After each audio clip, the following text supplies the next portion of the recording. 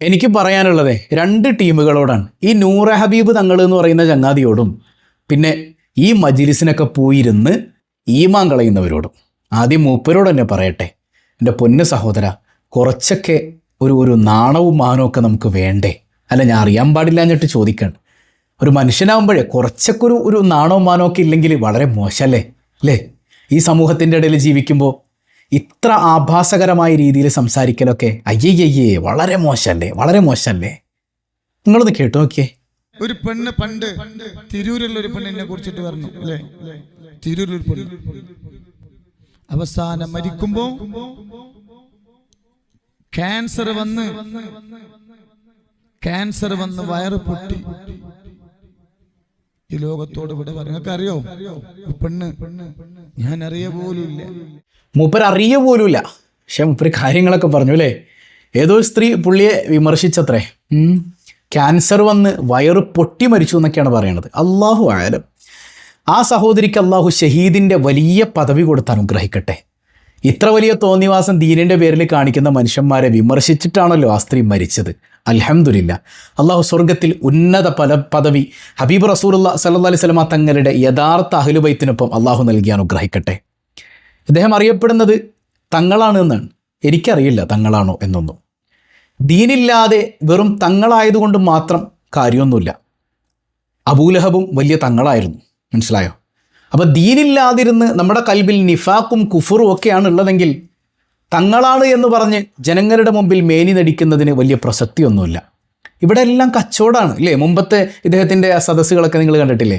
അതിലെഴുതി കാണിക്കുന്നത് അഹ്ലുബൈത്തിൻ്റെ കൂടെ റസൂലുള്ളാഹിൻ്റെ പേരക്കുട്ടീൻ്റെ കൂടെ. തങ്ങന്മാരെ ബഹുമാനിക്കണം, കാരണം റസൂലുള്ളാഹിയുടെ നുതുഫയാണത് സല്ലല്ലാഹു അലൈഹി വസല്ലം. സ്വഹാബത്തൊക്കെ സയ്യിദന്മാരെ ആദരിക്കുന്ന വിഷയത്തിൽ വളരെ വളരെ ശ്രദ്ധിച്ചിട്ടുണ്ട്. പക്ഷേ അതിനർത്ഥം എന്ത് വിവരക്കേട് പരസ്യമായി കാണിച്ചാലും ഈ വിഷയത്തെക്കുറിച്ച് വിജ്ഞാനമുള്ളവർ മിണ്ടാതിരിക്കണം എന്നാണോ? അല്ല, ശക്തമായി തന്നെ പറയണം. ഈ ബഹുമാനം മുതലെടുക്കുന്ന കുറേ ആൾക്കാരുണ്ട് എന്ന്. ഞാൻ തങ്ങളാണെന്നും പറഞ്ഞുകൊണ്ട് എനിക്കൊരറിവുമില്ല, എനിക്ക് ഇൽമ് എന്താണെന്ന് അറിയില്ല, ഖുർആൻ ഓതാൻ അറിയില്ല, ഫാത്തിഹ ഓതാൻ അറിയില്ല, ഒന്നും അറിയാൻ പാടില്ല. എന്നിട്ട് ജനങ്ങളുടെ മുമ്പിൽ വന്നിരുന്ന് വലിയ ഡയലോഗുകൾ അടിക്കാൻ, പരിശുദ്ധ ഖുർആനെ കുറിച്ച് തിരുഹദീസുകളെക്കുറിച്ച് അറിയാത്ത വിഷയങ്ങളെക്കുറിച്ചൊക്കെ ഇങ്ങനെ വാചാലനാവാണ്. ഇതൊക്കെ കേട്ടിട്ട് നമ്മൾ മിണ്ടാതിരിക്കണം എന്നാണ് പറയണത്. മതപരമായിട്ട് എവിടെ എന്ത് ദീനിന്റെ വിഷയമുണ്ടെങ്കിലും ആവേശത്തോടെ വരുന്നവർ അവരാണ്. അതുകൊണ്ടാണ് പലപ്പോഴും ഈ കൊടിമരത്തിന്റെ ചുവട്ടിലൊക്കെ നമ്മുടെ സഹോദരിമാര് വിട്ടുപോകുന്നത്. ഇപ്പോ അതാണല്ലോ ട്രെൻഡ്. കൊടിമരത്തിന്റെ ചുവട്ടിൽ പോയി കാണിക്കയിടുക, അതിലൊക്കെ വീണു പോകുന്നത് പെണ്ണുങ്ങളാണ്. പിന്നെ ഓൺലൈൻ ആരാധന സജീവമാകുന്ന ലോകം. കോവിഡിന് ശേഷം രാവിലെ ഒരു പ്രാർത്ഥന, ഉച്ചയ്ക്ക് ഒരു പ്രാർത്ഥന, വൈകുന്നേരം മറ്റൊരു പ്രാർത്ഥന. ഇതൊക്കെ പറയുമ്പോൾ സഹോദരിമാർക്ക് എന്നെ ചവിട്ടിത്തേക്കാനുള്ള ആഗ്രഹവും അതിനുള്ള വാശിയുണ്ടാവും. പക്ഷേ പറയാതിരിക്കാൻ നിവർത്തിയില്ല. ഓൺലൈൻ ആരാധനകളിൽ മുഴുകിപ്പോകുന്നത് അധികവും സ്ത്രീകളാണ്. പുരുഷന്മാർക്ക് അതിന് സമയമില്ല. അവർക്ക് അങ്ങനെ ചില മണ്ടത്തരങ്ങളിൽ വീഴുന്ന പരിപാടിയില്ല. അവർ കൃത്യമായി പള്ളിയിൽ ബാങ്ക് വിളിക്കുമ്പോൾ പോകും, നമസ്കരിക്കും, ഇമാം അവിടെ പറയുന്ന കാര്യങ്ങൾ കൃത്യമായി കേൾക്കും, വയലിന്റെ സദസ്സിൽ വരുന്ന കാര്യങ്ങൾ അവർക്ക് ഉൾക്കൊള്ളാൻ പറ്റുന്നത് ഉൾക്കൊള്ളും. അങ്ങനെയൊക്കെ അവര് അങ്ങനെ ഒരു ലൈനിലങ്ങ് ജീവിച്ചു പോവാണ്. പെണ്ണുങ്ങൾക്ക് എവിടെയാണ് ഒരു 150 സ്വലാത്ത് കൂടുതൽ ചൊല്ലിയാൽ സ്വർഗത്തിൽ പോകാമെന്ന് ആരെങ്കിലും പറഞ്ഞാൽ അതങ്ങ് ചെയ്യും. അത് അങ്ങനെ സ്വലാത്ത് ചൊല്ലി സ്വർഗത്തിൽ പോകുന്നത് ഓക്കെ. പക്ഷെ അതിനപ്പുറത്ത് ചില കാര്യങ്ങൾ പറഞ്ഞിട്ട് സാമ്പത്തിക ചൂഷണം നടത്തുന്ന ഘട്ടങ്ങളിൽ അതൊക്കെ ചെയ്താൽ നിങ്ങൾക്ക് സ്വർഗം കിട്ടുമെന്ന് പറഞ്ഞാൽ അതിലും വീണു പോകുന്നത് പെണ്ണുങ്ങളാണ്. അബൂ ഹനീഫ റളിയല്ലാഹു അൻഹുവിന്റെ പ്രിയപ്പെട്ട ഉമ്മ എന്ന് പറയുന്നത് ഈ നസീഹത്തിന്റെ വേദികൾ, മതപ്രസംഗ വേദികൾ അല്ലെങ്കിൽ തൈലീമിന്റെ സദസ്സുകൾ വളരെ ഇഷ്ടപ്പെടുന്ന ഒരു സ്ത്രീയാണ്. ആ ഉമ്മ എന്ത് സംശയമുണ്ടെങ്കിലും ആ സംശയത്തിന്റെ നിവാരണം നടത്തുന്നത് അംർ ബിൻ ദർറിൽ കൂഫി എന്ന് പറയുന്ന കൂഫയിലെ അംർ ബിൻ ദർറ് എന്ന് പറയുന്ന പണ്ഡിതനോടാണ്. ഈ അംർ ബിൻ ദർറ് എന്ന് പറയുന്ന മഹാപണ്ഡിതൻ അബൂ ഹനീഫ ഇമാമിന്റെ മുമ്പിൽ അദ്ദേഹം ഒന്നുമല്ല. നിങ്ങൾ ശ്രദ്ധിച്ചു കേട്ടോ ഈ ചരിത്രം. അബൂ ഹനീഫ റളിയല്ലാഹു അൻഹു വിശ്വപ്രസിദ്ധനായ, ലോകം മുഴുവനും അറിയപ്പെടുന്ന ഒരു വലിയ മഹാമനീഷിയായിരിക്കുമ്പോഴും അദ്ദേഹത്തിന്റെ പ്രിയപ്പെട്ട ഉമ്മ എന്ത് മസ്അലയുണ്ടെങ്കിലും മതപരമായ എന്ത് സംശയമുണ്ടെങ്കിലും തീർക്കുന്നത് കൂഫയിലെ മറ്റൊരു പണ്ഡിതനായ അംർ ബിൻ ദർറ് എന്ന് പറയുന്ന ഒരാളിനോടാണ്. ഒരിക്കൽ മോൻ അബൂ ഹനീഫയെ വിളിച്ചിട്ട് പറഞ്ഞു റളിയല്ലാഹു അൻഹു, മോനെ അംർ ബിൻ ദർറിന്റെ അടുക്കൽ ചെന്നിട്ട് എന്റെ ഈ സംശയത്തിന് ഉത്തരം കണ്ടെത്തി കൊണ്ടുവരണം. ഉമ്മ പറഞ്ഞതല്ലേ വയല് പറയാൻ പോണ എന്നോട്. ഇന്നലെ വയല് പറഞ്ഞത് അഫ്സൽ ഖാസിമിയാണ്. വയല് പറയുന്ന എന്നോട് എന്റെ ഉമ്മ പറയാണ് പ്രസംഗത്തെ പറ്റി അഫ്സൽ ഖാസിമിയോടൊരു സംശയം ചോദിച്ചിട്ട് വരണം, അല്ലെങ്കിൽ മറ്റ് പ്രഭാഷകരുടെ പേര് പറഞ്ഞിട്ട് അവരോട് ചെന്നിട്ട് ഇന്ന കാര്യം ഒന്ന് ചോദിച്ചിട്ട് വാ എന്ന് പറഞ്ഞാൽ ഞാൻ ഉമ്മയോട് എന്തായിരിക്കും പറയാ? ഞാനും പ്രസംഗിക്കാൻ പോകുന്ന ആളല്ലേ, എന്നോട് ചോദിച്ചാ പോരെ? മസല എന്തെങ്കിലും ഉണ്ടെങ്കിൽ എന്നോട് ചോദിച്ചാ പോരെ? എന്തിനാ പള്ളിയിലെ ഇമാമിനോട് ചോദിക്കാൻ പറയുന്നത്? അങ്ങനെ ഒരു വാശി അല്ലെങ്കിൽ ഒരു സ്വാർത്ഥ താല്പര്യം നമുക്കുണ്ടാവും. എനിക്കുണ്ട്, നിങ്ങൾക്കുണ്ടോന്ന് എനിക്കറിയില്ല. മകന് വക്കീലാണെങ്കിൽ വക്കീലായ മകനോട് ഉമ്മ പറയാണ് എന്റെ കേസിന് അതിര് തർക്കം അല്ലെങ്കിൽ മറ്റൊരു വിഷയത്തിൽ ഒരു വക്കീലിനെ നീ കൊണ്ട് തരണോന്ന് പറഞ്ഞാൽ മോൻ ചോദിക്കൂലേ, വക്കീലായിട്ട് ഞാനുള്ളപ്പോ നിങ്ങൾക്ക് എന്തിനാ വേറെ വക്കീല്? ഡോക്ടറായ മകന്റെ അടുത്ത് വന്നിട്ട് വാപ്പ പറയാണ് എന്റെ ഈ ചുമയും എന്റെ ശ്വാസതടസ്സവും ഒന്നും മാറുന്നില്ല, അതുകൊണ്ട് നല്ലൊരു ഡോക്ടറെ നീ ഒന്ന് പറ എന്ന് പറഞ്ഞാൽ മകൻ എന്താ പറയാ? നാട്ടുകാരുടെ രോഗം മാറ്റി കൊടുക്കുന്ന എനിക്ക് നിങ്ങളുടെ അസുഖം മാറ്റാൻ മരുന്നിന് വേണ്ടി ഞാൻ മറ്റൊരു ഡോക്ടറെ കാണുന്നത് ശരിയല്ലല്ലോ എന്നല്ലേ പറയുള്ളൂ. എന്നാൽ പ്രിയപ്പെട്ട സഹോദരങ്ങളെ, അബൂ ഹനീഫ ഇമാമിനോട് ഉമ്മ പറയുകയാണ്, മോനെ നീ ചെല്ലണം, എന്നിട്ട് അംർ ബിൻ ദർറിനോട് പറയണം എന്റെ ഇന്ന സംശയത്തിന് മറുപടി തരാൻ. അബൂ ഹനീഫ റളിയല്ലാഹു അൻഹു നടക്കുകയാണ്.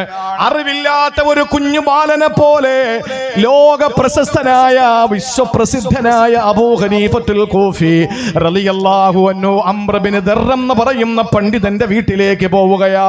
എന്നിട്ട് പറയുന്നു, സഹോദരങ്ങളെ ശ്രദ്ധയോടെ കേട്ടോ, അംർ ബിൻ ദർറേ, എന്റെ ഉമ്മ ഏത് മസല ചോദിക്കുമ്പോഴും നിന്റെ അടുക്കലാണ് ചോദിക്കാൻ പറഞ്ഞു വിടുന്നത്. നിങ്ങൾ പറഞ്ഞാലേ എന്റെ ഉമ്മ അനുസരിക്കൂ. ചോദിക്കുന്നതിനൊക്കെ ഞാൻ മറുപടി കൊടുക്കാറുണ്ട്, പക്ഷേ അതിന് നിങ്ങളുടെ കയ്യൊപ്പില്ലെങ്കിൽ എന്റെ ഉമ്മ അംഗീകരിക്കുകയില്ല. സഹോദരങ്ങളെ, വളരെ സങ്കടത്തോടെ തലകുമ്പിട്ടിരിക്കുന്ന മകന് അംർ ബിൻ ദർർ വളരെ പ്രയാസത്തോടെ തലകുമ്പിട്ടിരിക്കും. എന്തുകൊണ്ടാണ്? എന്റെ മുന്നിൽ വന്ന് ചോദ്യം ചോദിക്കുന്നത് നിസാരനാണോ? അബൂ ഹനീഫത്തുൽ കൂഫി റളിയല്ലാഹു തആല അൻഹു അല്ലേ? എന്ത് മറുപടിയാണ് ഞാൻ അദ്ദേഹത്തോട് കൊടുക്കുക? ഇത്രയും വലിയ മഹാപണ്ഡിതന്റെ മുമ്പിൽ ഞാൻ എന്താണ് മറുപടി കൊടുക്കുക എന്ന് ആലോചിച്ചിട്ട് അംർ ബിൻ ദർർ റളിയല്ലാഹു അൻഹു തലകുമ്പിട്ടിരിക്കുകയാണ്. അബൂ ഹനീഫ ഇമാം ചോദിച്ചിട്ട് മറുപടിയുമായിട്ട് മടങ്ങിപ്പോകുന്നു. ചില ഘട്ടങ്ങളിൽ അബൂ ഹനീഫ ഇമാമിനെ കൊണ്ട് പറയിപ്പിക്കും അംർ ബിൻ ദർർ. എന്നിട്ട് അത് ഏറ്റു പറഞ്ഞിട്ട് പറയും, അബൂ ഹനീഫ ഇമാമേ, നിങ്ങൾ ഉമ്മയോട് ഈ മറുപടി കൊടുക്കുക. യഥാർത്ഥത്തിൽ ഉത്തരം പറയുന്നത് അബൂ ഹനീഫയാണ്, പക്ഷേ അത് താനാണ് എന്ന് പറഞ്ഞ് കയ്യൊപ്പ് ചാർത്തിയിട്ട് ഉമ്മയോട് ചെന്ന് പറയാൻ പറഞ്ഞു വിടുമ്പോ ഒരു ദിവസം അതാ ഉമ്മ പറയുന്നു, അംർ ബിൻ ദർറിന്റെ അടുക്കൽ എന്നെ എത്തിക്കണം മോനെ അബൂ ഹനീഫ, നിന്നെ എനിക്ക് വിശ്വാസമില്ല, നീ അവിടെ പോകുന്നോ ഇല്ലയോ എന്ന് എനിക്കറിയില്ല, അതുകൊണ്ട് എനിക്ക് നേരിട്ട് ചോദിക്കണം എന്ന് പറഞ്ഞിട്ട് ഉമ്മ വാശി പിടിക്കുമ്പോ അബൂ ഹനീഫ റളിയല്ലാഹു തആല അൻഹു ഒരു കോവർ കഴുതയെ തയ്യാറാക്കുകയാണ്. എന്നിട്ട് പ്രിയപ്പെട്ട ഉമ്മാനെ കോവർ കഴുത പുറത്തിരുത്തുകയാ. എന്നിട്ട് കോവർ കഴുതയെ തെളിച്ചുകൊണ്ട് അംർ ബിൻ ദർർ എന്ന് പറയുന്ന പണ്ഡിതന്റെ വീട്ടിലേക്ക് പോകുമ്പോ സഹോദരങ്ങളെ, ലോകം മുഴുവൻ സ്തംഭിച്ചു പോവുകയാ. അബൂ ഹനീഫത്തുൽ കൂഫി എന്ന മഹാപണ്ഡിതന്, വിശ്വപ്രസിദ്ധനായ ലോകമഹാപണ്ഡിതന്റെ പ്രിയപ്പെട്ട ഉമ്മ കോവർ കഴുത പുറപ്പിരുന്നിട്ട് അറിവിന്റെ സാഗരമായ വിജ്ഞാനത്തിന്റെ സാഗരമായ വിജ്ഞാനത്തിന്റെ വിഹായസായ ഒരു മകന് തന്റെ പ്രിയപ്പെട്ട ഉമ്മയെ അറിവ് അതിനേക്കാൾ കുറഞ്ഞ അംർ ബിൻ ദർറിന്റെ അടുക്കലേക്ക് കൊണ്ടുപോയി സംശയം ദൂരീകരിക്കുമ്പോ ഒരവസരത്തിൽ ഒരു കാരണവശാലും ഇത് കൊണ്ടുപോകാൻ കഴിയില്ല എന്ന് മനസ്സിലാക്കിയിട്ട് അംർ ബിൻ ദർർ ചോദിച്ചു പോയി അബൂ ഹനീഫ ഇമാമിനോട്, എന്താ നിങ്ങൾ ഇത് കാണിക്കുന്നത്, എന്താ നിങ്ങളെ ഉദ്ദേശമെന്ന് ചോദിക്കുമ്പോ അബൂ ഹനീഫ ഇമാം പറഞ്ഞ മറുപടി എന്തെന്നറിയോ? എന്റെ പ്രിയപ്പെട്ട ഉമ്മ പറയുന്നത് അനുസരിക്കലല്ലാതെ എനിക്ക് നിവൃത്തിയില്ല. എന്റെ ഉമ്മ പറയുന്നതാണ് ഞാൻ ചെയ്യേണ്ടത്. എന്റെ ഉമ്മ പറയുന്നത് അക്ഷരം പ്രതി ഞാൻ അനുസരിക്കും, അതിലൊരു സംശയവുമില്ല. എന്റെ പ്രിയപ്പെട്ട സഹോദരങ്ങളെ, ഏറ്റവും വലിയ പാണ്ഡിത്യത്തിന്റെ മഹാസാഗരമായി മഹാവിഹായസിൽ പാറി പറക്കുമ്പോൾ അബൂ ഹനീഫ ഇമാം തന്നെക്കാൾ അറിവിൽ കുറഞ്ഞുള്ള അബൂദറിന്റെ അംറബിന് ദറിന്റെ അടുക്കലേക്ക് ഉമ്മാനെ കഴുതപ്പുറത്തിരുത്തി കൊണ്ടുവരുമ്പോ ആ ഒരു വലിയ മഹാമനീഷിക്ക് എന്തുകൊണ്ടാണ് അങ്ങനെ കഴിഞ്ഞതെന്നറിയോ? വബറം ബിവാലിദതി വലം യജ്അൽനി ജബ്ബാറൻ ശഖിയാ. ഉമ്മ പറയുന്നതനുസരിക്കുന്നതിലൂടെ ഒരിക്കലും ഒരാളും പരാജയപ്പെട്ടു പോകില്ല. അവസാന ഗവർണർ സ്ഥാനം ഏറ്റെടുക്കണമെന്ന് അബൂ ഹനീഫയെ നിർബന്ധിച്ചല്ലോ. രാജാക്കന്മാരെ നിർബന്ധിച്ചു, നിങ്ങൾ ഗവർണർ സ്ഥാനം ഏറ്റെടുക്കണം. ഇല്ല, ഞാൻ അതിന് തയ്യാറല്ല. അധികാരം എനിക്ക് വേണ്ട, എന്റെ വഴി മറ്റൊരു വഴിയാണെന്ന് പറഞ്ഞ്, അധികാരം വേണ്ട എന്ന് പറഞ്ഞ് കൈവെള്ളയിൽ നിന്ന് തട്ടിയകറ്റുമ്പോ അവസാനം അബൂ ഹനീഫ ഇമാമിനെ ജയിലിൽ കൊണ്ടുപോയി ചമ്മട്ടി പ്രഹരം നടത്തുകയാ. ചാട്ടവാറ് കൊണ്ട് അബൂ ഹനീഫ ഇമാമിനെ തല്ലുമ്പോ അബൂ ഹനീഫ ഇമാമിന് ശക്തമായ വേദന അനുഭവിക്കുകയാണ്. ആ വിവരം തന്റെ പ്രിയപ്പെട്ട മാതാവ് വയോധികയായ വൃദ്ധയായ ഉമ്മ അറിയുന്നു. ആ സമയത്ത് ഉമ്മാക്ക് സഹിക്കാൻ പറ്റുന്നില്ല. തന്റെ പൊന്നുമോൻ അബൂ ഹനീഫയെ നിസ്സാര കാരണങ്ങളുടെ പേരിൽ ജയിലിലിട്ട് മർദ്ദിക്കുകയാണെന്നറിഞ്ഞപ്പോ ആ ഉമ്മ തളർന്നു പോയി, ആ ഉമ്മ സങ്കടപ്പെട്ടു പോയി, ആ ഉമ്മാടെ മനസ്സ് വല്ലാതെ വേദനിച്ചു പോയി. അബൂ ഹനീഫ ഇമാം ജയിൽ മോചിതനായപ്പോ പറഞ്ഞതെന്തെന്നറിയോ? ഓരോ ചമ്മട്ടിയും എന്റെ ശരീരത്ത് പതിക്കുമ്പോൾ, എന്റെ ശരീരത്തിൽ നിന്ന് ചോര ചാലിട്ടൊഴുകുമ്പോൾ എന്റെ മനസ്സ് വേദനിച്ചത്, എന്നെ സങ്കടപ്പെടുത്തിയത് എന്റെ ശരീരത്ത് കൊള്ളുന്ന ചാട്ടവാറിന്റെ വേദനയല്ല, പിന്നെയോ എന്റെ ഉമ്മാടെ മനസ്സ് വേദനിച്ചല്ലോ. എന്റെ ഉമ്മ ഞാൻ കാരണമായി ഒരു സമയത്ത് വേദനിച്ചല്ലോ. എന്റെ പ്രിയപ്പെട്ട ഉമ്മാക്കത് സഹിക്കാൻ പറ്റുന്നില്ലല്ലോ. എന്റെ ഉമ്മയുടെ നെഞ്ചു വേദനിക്കുന്നത് എന്നെ അടിക്കുന്നത് ഓർത്തിട്ടാണല്ലോ. ഞാൻ കാരണമല്ലെങ്കിൽ പോലും എനിക്ക് കിട്ടിയ അടിയുടെ ആ വേദനയും നീറ്റലും എന്റെ ഉമ്മയുടെ ഹൃദയത്തെ വല്ലാതെ പിടിച്ചുലക്കിയിട്ടുണ്ടെങ്കിൽ ഞാൻ കാരണമല്ലേ എന്ന് ചിന്തിച്ചിട്ട് അബൂ ഹനീഫ ഇമാം സങ്കടപ്പെട്ടിട്ടുണ്ട്. ഇന്നത്തെ തലമുറയോട് ഇത് പറയാൻ പറ്റുമോ? ഇന്നത്തെ തലമുറയോട് പറയാൻ പറ്റുമോ? വൃദ്ധസദനങ്ങൾ കൂണുപോലെ മുളച്ചു പൊന്തുന്നു. മാതാപിതാക്കളെ ഒരു സമയം കഴിഞ്ഞാൽ മക്കൾ കൊണ്ടുവന്ന് വേറെ വീടുകളിൽ പാർപ്പിക്കുന്നു. നമ്മുടെ സ്വസ്ഥതയും സമാധാനവും നഷ്ടപ്പെടുന്നു എന്ന് പറഞ്ഞിട്ട് ഇന്നലെ വരെയും കഷ്ടപ്പെട്ട് വാപ്പ കൊണ്ട് തണല വെയിലാണ് നമ്മൾ അനുഭവിക്കുന്ന തണല് എന്ന് വെറുതെ പാടിയാ പോരാ. വാപ്പ കൊണ്ട വെയിലാണ് നമ്മൾ അനുഭവിക്കുന്ന തണലെന്ന് നമ്മൾ വായിച്ചാൽ പോരാ. വാപ്പയാണ് എനിക്കിതൊക്കെ സമ്പാദിച്ചു തന്നത് എന്ന് മൈക്ക് കെട്ടി പ്രസംഗിച്ചാ പോരാ.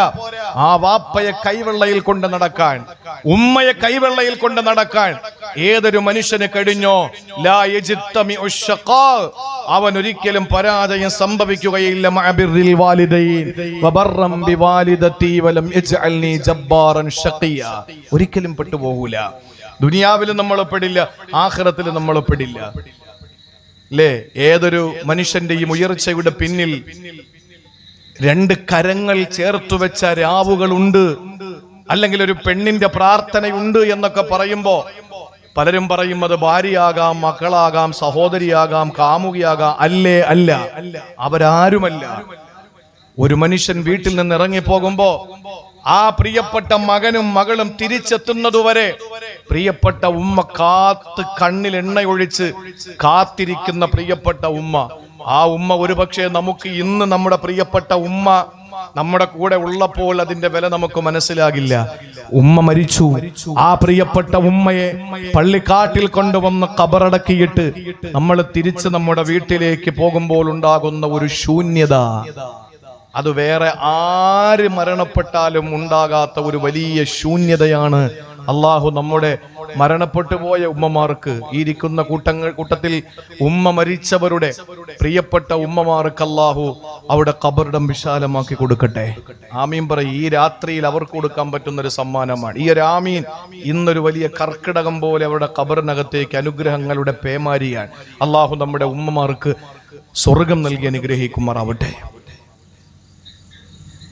ഈജിപ്തില് എന്നാണ് എൻ്റെ ഓർമ്മ, ഒരു പരീക്ഷയിൽ ഉമ്മയെപ്പറ്റി ഒരു മറുപടി നിങ്ങൾ എഴുതണം. ഉമ്മയെപ്പറ്റി നിങ്ങൾക്ക് എന്താണ് എഴുതാനുള്ളത്? ആ എഴുതുന്നത് ഒന്നാമത്തെ മാർക്ക് കിട്ടിയ, സമ്മാനം കിട്ടിയ കുട്ടി ഉമ്മയെപ്പറ്റി പേജുകൾ എഴുതി മറിച്ച മക്കൾ, ഉമ്മയെപ്പറ്റി 2-3 പേജ് എഴുതിയവർ, ഉമ്മയെപ്പറ്റി ധാരാളം വരികൾ എഴുതിയവർ, അവർക്കൊന്നും മത്സരത്തിൽ പ്രൈസ് കിട്ടിയില്ല. സമ്മാനം കിട്ടിയത് ഒരു കുട്ടി തന്റെ ഉമ്മയെപ്പറ്റി ഒരു വരി മാത്രം എഴുതി. ആ കുട്ടിക്കാണ് സമ്മാനം. ഉണർന്ന് കേട്ടോ, ഉമ്മയെപ്പറ്റി എഴുതാൻ പറഞ്ഞപ്പോ അവരുടെ ആൻസർ ഷീറ്റിൽ എഴുതിയ ഒരുപാട് വരികൾ മാർക്ക് കിട്ടിയില്ല. പേപ്പറുകൾ എണ്ണമില്ലാത്തത് മാർക്ക് കിട്ടിയില്ല. പക്ഷേ മാർക്ക് കിട്ടിയതും 1ാം സമ്മാനം കിട്ടിയതും ഒരു വരി എഴുതിയ ഒരു മകനാണ്. ആ മകൻ എന്തുകൊണ്ടാണ് സമ്മാനം കിട്ടിയത്?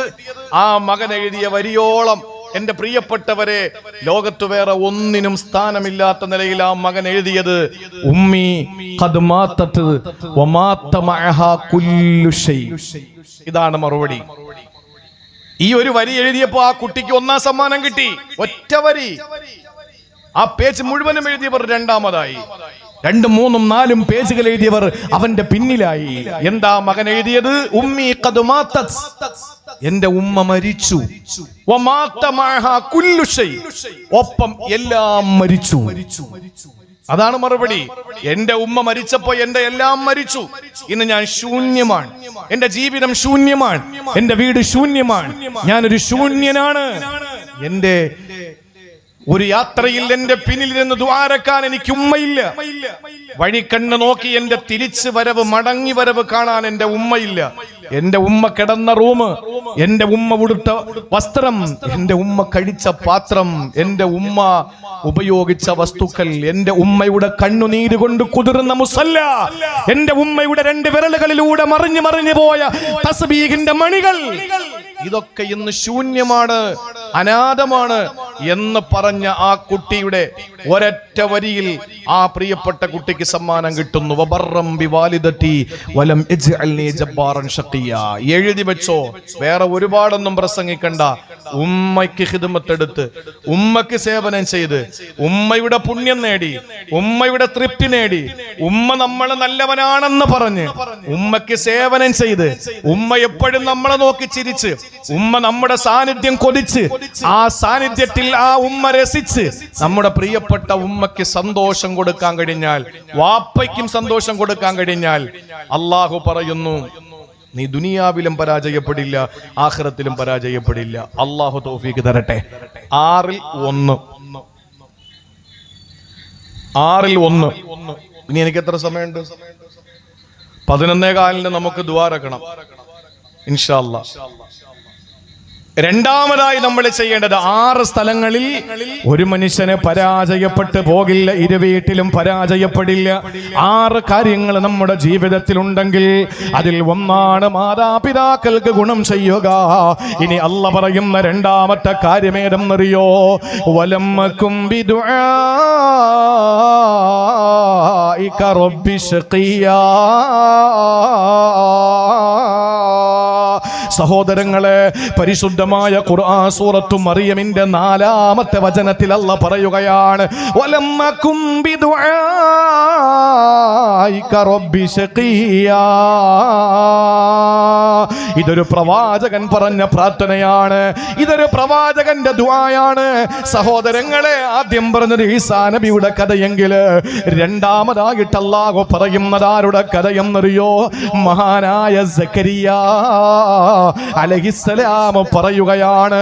ഈ സന്ദർഭത്തിൽ എന്റെ പ്രിയപ്പെട്ടവരോട് സക്കരിയ നബിയുടെ കഥ പറയാനുള്ള സമയത്തിന്റെ കുറവ് മൂലം ഞാൻ വിശാലമായി അതിലേക്കൊന്നും കടക്കുന്നില്ല. പക്ഷെ മഹാനായ സക്കരിയ നബി അലൈഹിസ്സലാമിനെ പറ്റിയിട്ട് അല്ലാഹു പരാമർശിക്കുന്നത്, ജീവിതത്തിൽ അല്ലാഹു എല്ലാം നൽകി, സന്തോഷം കൊടുത്തു, പ്രവാചകത്വം കൊടുത്തു, എല്ലാം കൊടുത്തു. പക്ഷേ സക്കരിയ നബിക്ക് അല്ലാഹു കൊടുക്കാത്തതൊന്നേ ഉള്ളൂ, ഒരു പൊന്നുമോൻ അല്ലെങ്കിൽ ഒരു പൊന്നുമോള്. മക്കളില്ല സക്കരിയ നബിക്ക്. സക്കരിയ നബി അലൈഹിസ്സലാമിന് എല്ലാം കൊടുത്തു, പക്ഷെ മക്കളെ കൊടുത്തില്ല. മക്കളെ അല്ലാഹു കൊടുത്തില്ല. ആ സമയത്ത് സക്കരിയ നബി ദുആരെന്ന ഒരു ദുആയാണ് അല്ലാഹു തആല പറയുന്നത്. സക്കരിയ നബി പറയുന്നു, വലം അക്കും ബിദുആഇക റബ്ബി ശഖിയാ. ഒന്ന് മാതാപിതാക്കൾക്ക് ഗുണം ചെയ്യലാണെങ്കിൽ, രണ്ടാമത് അല്ലാഹ് പറയുന്നു, വലം അക്കും ബിദുആഇക റബ്ബി ശഖിയാ. പടച്ചോനെ, നിന്നോട് തേടിയതിന്റെ പേരിൽ നിന്നോട് ദുആ ചെയ്തതിന്റെ പേരില് ഞാൻ 2 വീട്ടിലും പരാജയപ്പെട്ടിട്ടേ ഇല്ല. വലം അക്കും ബിദുആഇക റബ്ബി ശഖിയ. നിങ്ങൾ നന്നായിട്ടൊന്ന് ശ്രദ്ധിക്കണം. ഇത് സക്കരിയ നബി എപ്പോഴാ പറഞ്ഞെന്നറിയോ? നാസർ സാഹിബിന് എത്ര മക്കളുണ്ട്? 3 പേര്. ഉസ്താദിന് എത്രയുണ്ട്? 3. എനിക്ക് 3 മക്കളാണ്. ഇവിടെ ഇരിക്കുന്നവർക്ക് 3 മക്കളുണ്ടാവും, 2 മക്കളുണ്ടാവും, 4 മക്കളുണ്ടാകും, 1 കുട്ടി ഉണ്ടാവും, മക്കളില്ലാത്തവരുണ്ടാവും. മക്കൾ എന്ന് പറയുന്നത് നമ്മുടെ ഒരു വലിയ അഴക്, ആനന്ദം, സൗരഭ്യം, സൗന്ദര്യം, നേരം പോക്ക്, ഇതൊക്കെയല്ലേ നമ്മുടെ മക്കള്. എല്ലാം ഉണ്ടെന്ന് വെക്കും. അധികാരമുണ്ട്, പൈസയുണ്ട്, ഭക്ഷണമുണ്ട്, കിടക്കയുണ്ട്, യാത്ര ചെയ്യാൻ സൗകര്യമുണ്ട്, എല്ലാം ഉണ്ട്. പക്ഷേ ഒരു കുട്ടി ഇല്ലെങ്കിലുള്ള അവസ്ഥ ഒന്ന് ആലോചിച്ച് നോക്കിയേ. വേറെ എന്തും നേടാം.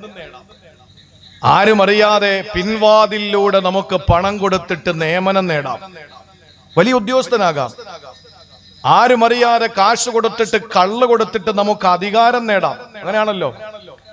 പിന്നെ മരിച്ച് മണ്ണോട് ചേർന്ന ആളുകളുടെ പേരിലും കള്ള വോട്ട് ചെയ്ത് ഇപ്പൊ കഴിഞ്ഞ തെരഞ്ഞെടുപ്പിലൊക്കെ നടന്നതുപോലെ അധികാരത്തിൽ വരാം. അതിലൊന്നും ഒരു തടസ്സവും ഇല്ല. എന്തും നേടാം. സ്നേഹിച്ച പെണ്ണിനെ നമുക്ക് എത്ര വലിയ കുടുംബത്തിൽപ്പെട്ട പെണ്ണാണെങ്കിലും നമുക്ക് സുഖമായിട്ട് ആ പെണ്ണിനെ കല്യാണം കഴിക്കാം. എന്ത് നമുക്ക് ദുനിയാവിൽ നേടാം, അല്ലേ? പൈസ ഉണ്ടാക്കിക്കൂടെ? പൈസ ഉണ്ടാക്കിക്കൂടെ? അള്ളാന്റെ പേര് വെച്ചിട്ട് പൈസ ഉണ്ടാക്കുന്നവരുണ്ട്, അള്ളാഹുവിന്റെ വിശേഷണം വെച്ച് പൈസ ഉണ്ടാക്കുന്നവരുണ്ട്, ആണയിട്ട് പൈസ ഉണ്ടാക്കുന്നവരുണ്ട്, കള്ളത്തരം പറഞ്ഞ് പൈസ ഉണ്ടാക്കുന്നവരുണ്ട്, ആത്മീയ ചൂഷണം നടത്തി പൈസ ഉണ്ടാക്കുന്നവരുണ്ട്, ഇല്ലേ? എന്തെല്ലാം രീതിയിൽ പണം ഉണ്ടാക്കുന്ന ശൈലികൾ നമ്മൾ കണ്ടുകൊണ്ടിരിക്കുന്നു, ഇനി കാണാൻ കിടക്കുന്നു. എല്ലാം നമുക്ക് നേടാം. എന്താ നേടാൻ പറ്റാത്തത്? ആരോഗ്യം. പൈസ കൊടുത്ത ആരോഗ്യം കിട്ടൂലേ? ഈ മുഖം വേണ്ട, എനിക്ക് ഈ മുഖത്തിനപ്പുറത്ത് ഞാൻ ഉദ്ദേശിക്കുന്ന മറ്റൊരു മുഖം എന്ന് പറഞ്ഞാൽ കോസ്മെറ്റിക് പ്ലാസ്റ്റിക് സർജറിയിലൂടെ ഇന്ന് നമ്മുടെ സൗന്ദര്യം പോലും മാറ്റിവെക്കാം. നമുക്ക് എന്തും വാങ്ങാം.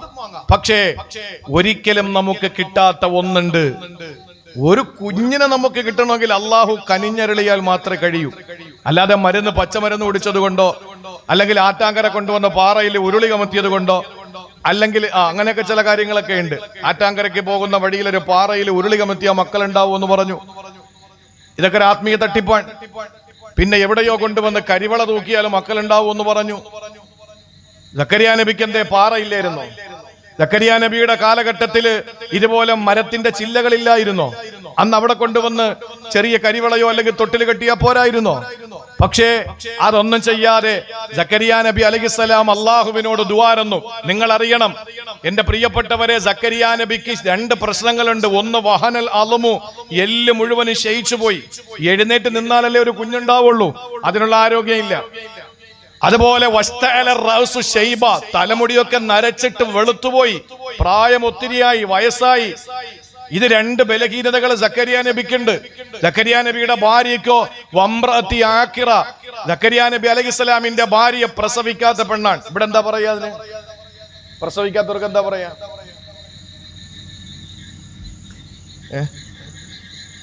ഞങ്ങളുടെ നാട്ടില് അതിനെ മലടി എന്ന് പറയും. ഇവിടെ പറയില്ലേ മലടി? മച്ചി എന്ന് പറയില്ലേ? അത് പറയും. പ്രസവിക്കില്ല. അതൊന്നും മോശമായ പദമൊന്നും അല്ല. മക്കളില്ല, ഇത്ര തന്നെ. മക്കളില്ല. മക്കള് വേണ്ടാന്ന് വെക്കുന്നവരുണ്ട്, ചൈൽഡ് ഫ്രീ. മക്കള് വേണ്ട എന്ന് പറയുന്നവരുണ്ട്. ദേശീയ രാഷ്ട്രീയത്തിൽ ദമ്പതിമാരായ 2 പേര്, അവര് മക്കള് വേണ്ട, ഞങ്ങളുടെ സമയം മുഴുവനും മക്കളെ വളർത്താനുള്ളതല്ല, രാഷ്ട്രീയ പ്രവർത്തനം നടത്തിയിട്ട് ജനങ്ങൾക്ക് ഉപകാരപ്രദമായ കാര്യങ്ങൾ ചെയ്യാനെന്ന് പറഞ്ഞ ഒരു ഭാര്യ ഭർത്താവ് ദമ്പതിമാര് ദേശീയ രാഷ്ട്രീയത്തിലുണ്ട്.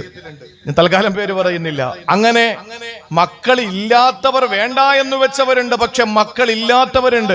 സക്കരിയ നബി അലൈഹിസ്സലാമിനെ നരബാധിക്കുകയും ശരീരത്തിന്റെ എല്ലുകൾ ക്ഷയിച്ചു പോവുകയും ചെയ്യുന്ന മാരകമായ ഒരു കാരണവശാലും മക്കൾ ഉണ്ടാവുകയില്ല എന്ന് വൈദ്യശാസ്ത്രം വിധി എഴുതുന്ന അവസ്ഥയിൽ ബലഹീനനായ സക്കരിയ നബി തന്റെ പ്രിയപ്പെട്ട ഭാര്യയാകട്ടെ മച്ചിയാണ്, പ്രസവിക്കില്ല എന്ന് വിധി എഴുതപ്പെട്ടവൾ. അപ്പോഴാണ് ദുആരക്കുന്നത്. ആര്? സക്കരിയ നബി ദുആരക്കാൻ. എന്താ ദുആരെന്നത്? പടച്ചോനെ റബ്ബി ഹബിലി മില്ലദുങ്ക ദുര്രിയത്തുൻ ത്വയ്യിബ, എനിക്കൊരു കുട്ടിയെ തരുമോ അല്ലാഹ്, എനിക്കൊരു കുട്ടിയെ തരുമോ തമ്പുരാനെ, എനിക്കൊരു സന്താനത്തെ നീ തരണം തമ്പുരാനെ. എന്നിട്ട് സക്കരിയ നബി അലൈഹിസ്സലാം ആ ദുആയോടൊപ്പം പറഞ്ഞൊരു വാക്കെന്തെന്നറിയോ? വലം അക്കുംബി ദുആയിക റബ്ബി ശഖിയ, അല്ലാ നിന്നോട് ചോദിച്ചിട്ട് ഞാൻ ഇന്ന് വരെ പരാജയപ്പെട്ടിട്ടില്ല. ഇങ്ങനെ പറഞ്ഞ അല്ല കൊടുക്കാതിരിക്കുവോ? അല്ല കൊടുക്കാതിരിക്കുവോ? എങ്ങനെ കൊടുത്തു സഹോദരങ്ങളെ? പ്രസവിക്കാത്ത പെണ്ണ്, ആരോഗ്യം നശിച്ചു പോയ ഭർത്താവ്, അങ്ങനെയുള്ള ദമ്പതിമാർക്ക് എങ്ങനെ മക്കളെ കിട്ടും? അള്ളാഹുവിന് വലിയ അത്ഭുതമാണോ? അള്ളാഹുവിന് വലിയ പ്രയാസമാണോ? ആ സക്കരിയ നബി അലൈഹിസ്സലാമിനെ വിളിക്കുന്നു, യാ സക്കരിയ ഇന്നാ നുബശ്ശിറുക ബിഗുലാം ഇസ്മുഹു യഹ്യാ. ഓ സക്കരിയ നബിയേ, ഇതാ നിങ്ങൾ സന്തോഷിച്ചുകൊള്ളൂ, നിങ്ങൾക്ക് ഞാനൊരു മകനെ തരാൻ പോവുകയാണ്. ആ മകന് അള്ളാഹു തന്നെ പേരിട്ട് കൊടുക്കുകയാണ്. പ്രസവാനന്തരം പള്ളിയിലെ ഉസ്താദ് പേരിട്ട് വിളിച്ചതല്ല, പ്രസവിച്ചതിന് ശേഷം പുറത്തു നിൽക്കുന്ന വാപ്പ പേരിട്ട് വിളിച്ചതല്ല, ഏതെങ്കിലും പുസ്തകത്തിലോ ഏതെങ്കിലും വ്യക്തികളുടെ പേരിട്ടതല്ല, പിന്നെയോ അള്ളാഹു തന്നെ പേരിട്ട് കൊടുക്കുകയാണ്. സഹോദരങ്ങളെ, യഹ്യാ നബി അലൈഹിസ്സലാം എന്ന പ്രവാചകൻ സക്കരിയ നബിയുടെ പൊന്നുമോനായി അള്ളാഹു ഭൂമിയിൽ ഉദയം ചെയ്തില്ലേ? ആ സക്കരിയ നബിക്ക് അള്ളാഹു മക്കളെ കൊടുത്തത് എന്തിന്റെ പേരിലെന്നറിയോ? ആരോഗ്യം നശിച്ച് മരബാധിച്ച് എല്ലുകൾ ദുരുമ്പിച്ച് പോയ ഒരു വന്ധ്യവയോധികനായ ഭർത്താവ്, ആ പ്രസവത്തിന്റെ യാതൊരു കണക്ക്, പ്രസവത്തിന്റെ യാതൊരു നിലയിലുള്ള സാന്നിധ്യമോ അല്ലെങ്കിൽ സാഹചര്യങ്ങളും ഇല്ലാത്ത ഒരു പെണ്ണ്, മച്ചിയായ പെണ്ണ്, ഈ രണ്ടുപേർക്കും അല്ലാഹു യഹ്യാ എന്ന ഒരു മകനെ കൊടുക്കുമ്പോ അതിന് കാരണം എന്തെന്നറിയോ? സക്കരിയ നബിയുടെ പ്രാർത്ഥനയാണ്. സക്കരിയ നബി ദുആരക്കുമ്പോ പറഞ്ഞതെന്താണ്? വലം അകും ബിദുആഇക റബ്ബി ശഖിയാ. പടച്ചവനെ, നിന്നോട് ദ്വാരന്നിട്ട് ഞാൻ ഇന്ന് വരെ പരാജയപ്പെട്ടിട്ടില്ല, അതുകൊണ്ട് എനിക്ക് തരണേ തമ്പുരാനെ. ചോദിച്ചു നോക്ക്, എന്താ വേണ്ടത് നിങ്ങൾക്ക്? എന്താ വേണ്ടത്? എനിക്ക് നിങ്ങൾക്കും എന്താ വേണം? അള്ളാനോട് ചോദിക്കണം. എങ്ങനെ ചോദിക്കണം? പള്ളിയിലെ ഉസ്താദ് ദുആരക്കുമ്പോ ബൈനഹുമായിൽ കയ്യും വെച്ചോണ്ടിരുന്നാ പറ്റൂല. പള്ളിയിലെ ഉസ്താദ് ദുആരക്കുമ്പോ അയാളുടെ ദുആയിൽ തെറ്റുണ്ടോ എന്ന് നോക്കാൻ വേണ്ടി ഇരുന്നാ പറ്റൂല. പള്ളിയിലെ ഉസ്താദ് ദുആരക്കുമ്പോ അതിന്റെ അർത്ഥം പഠിക്കുകയും അല്ലെങ്കിൽ ഉസ്താദിനോട് ചോദിക്കുകയും അല്ലെങ്കിൽ ഖുർആനിന്റെ വിശുദ്ധമായ ഖുർആനിൽ എത്രയോ നൂറുകണക്കിന് ആ ദുആകൾ അല്ലാഹു പഠിപ്പിച്ചു. ഇതൊക്കെ നമ്മളൊന്ന് പഠിച്ചിട്ട് നമ്മൾ അല്ലാഹുവോട് ചോദിക്കുക, എന്താ നമുക്ക് വിശുദ്ധ ഖുർആൻ നമ്മുടെ മുമ്പിലില്ലേ? ആ ഖുർആനിൽ അല്ലാഹ് എത്ര ദുആ പഠിപ്പിച്ചു. നമ്മുടെ ജീവിതത്തിന്റെ A to Z, അടുക്കള മുതൽ അന്താരാഷ്ട്രം വരെ, പരമാണു മുതൽ പരലോകം വരെ, അടുക്കള മുതൽ അന്താരാഷ്ട്രം വരെ, ജീവിതത്തിന്റെ എല്ലാ മേഖലകളെയും അല്ലാഹു തആല പരാമർശിച്ചുകൊണ്ട് പ്രാർത്ഥനകൾ പഠിപ്പിച്ചില്ലേ? നമുക്ക് ചോദിച്ചൂടെ? എങ്ങനെ ചോദിക്കണം? നമ്മൾ ചോദിക്കുന്നത് ശരിയായ രീതിയിലല്ല. ഒരാളോട് അഴകുഴമ്പൻ രീതിയിൽ നമ്മൾ ചോദിച്ചാൽ അയാൾ നമുക്ക് തരൂല. തരുവോ? എന്നോട് വന്നിട്ട് ഒരാള് ഒരു അഴകുഴമ്പന്മായി ശൈലിയിൽ ചോദിച്ചാൽ ഞാൻ അയാൾക്ക് കൊടുക്കൂല. എന്നോട് ചോദിക്കുമ്പോ എന്നിൽ നിന്ന് കിട്ടുന്നെങ്കിൽ വാങ്ങാമെന്ന സ്ഥിതിയിലാണെങ്കിലും ഞാൻ കൊടുക്കില്ല. എന്നോട് ചോദിക്കുന്ന ഒരാള് കിട്ടുമെന്ന് ഉറപ്പും എന്നോടേ ചോദിക്കാൻ അയാൾക്ക് കഴിയൂ എന്നും കൊടുക്കാൻ എന്റെ കയ്യിൽ ഉണ്ട് എന്ന് എനിക്ക് ഉറപ്പുണ്ടെങ്കിൽ ഞാൻ കൊടുക്കൂലേ? ഇതല്ലേ പടച്ചോൻ?